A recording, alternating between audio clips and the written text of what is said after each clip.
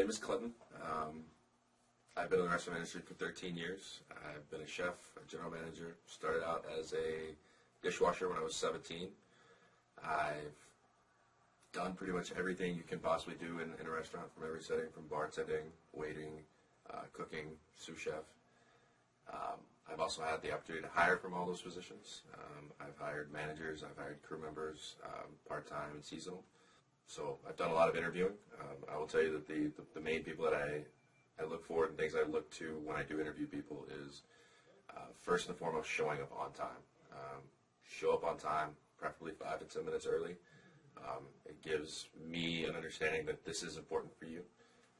You came to me looking for a job, so showing up on time shows me that in the future, once you get to work, that hopefully you will be showing up on time every single day. If I can't trust you to show up on time for your interview, I'm not sure that I can trust you to show up on time once you do get the job. From that point on, please, when you come, also know about the company that you're applying for. Know what they stand for, what their beliefs are, have questions available beyond what am I going to get paid. Be able to discuss a little bit about the company with the people you're working for or applying for.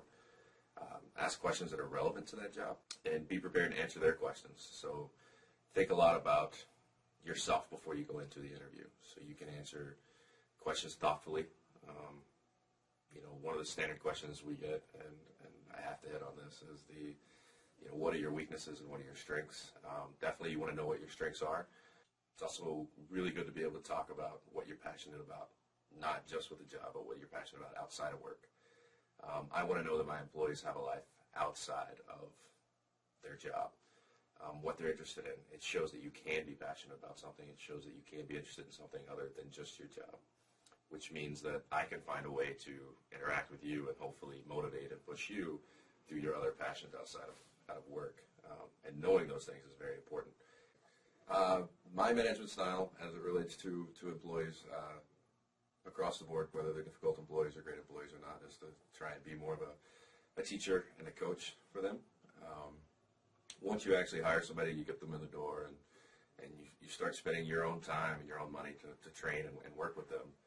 I think it's important to exhaust every possible opportunity you can before you decide that you can't go forward with that person. The best thing you can possibly do is to get to know your employees. Everyone learns differently. Some people learn better by touching. Some people learn better by seeing or reading or watching. Some people learn better by doing. By getting to know your employees and being able to figure out what works best for them will allow you to find the best way to really train and teach and coach them. And then constantly motivating them, letting people know that they're doing a good job. When they're doing a good job, makes it easier for them to hear when they're doing a bad job. They know that you're not really just out to get them.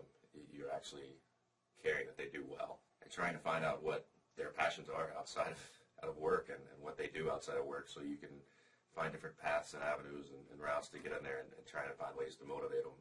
Use various analogies and metaphors. Plus, it also gives us an idea when you're interviewing, what you're like when you're happy, what interests you, and how you interact when you are having a good time by being passionate outside of work. In addition, you want to make sure that when you train somebody, you're actually training them. You're talking to them and that they understand what it is you're trying to teach them.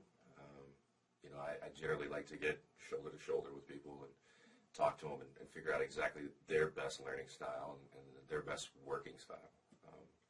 Obviously, not everyone's going to be perfect for the job. Sometimes you hire somebody for a particular position and you find out that that's just not going to work for them. But even at that point, rather than just cutting the ties, sometimes it's best to look around and see if maybe there's another spot you can put them at.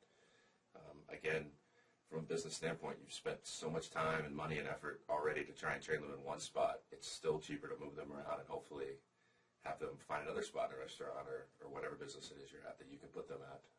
Because you've already spent the time, teaching them your doctrine, teaching them your methods, your plans. You don't really want to waste the time to go out and do that with a brand new person. And also, if you do and you are able to turn these people around, they become yours for life. They will follow you. They'll do whatever you want. They'll ask whatever you want because they know you've put so much time and effort into them. And there's nothing more rewarding than having an employee that will do anything for you just because you took an extra few minutes to help them out.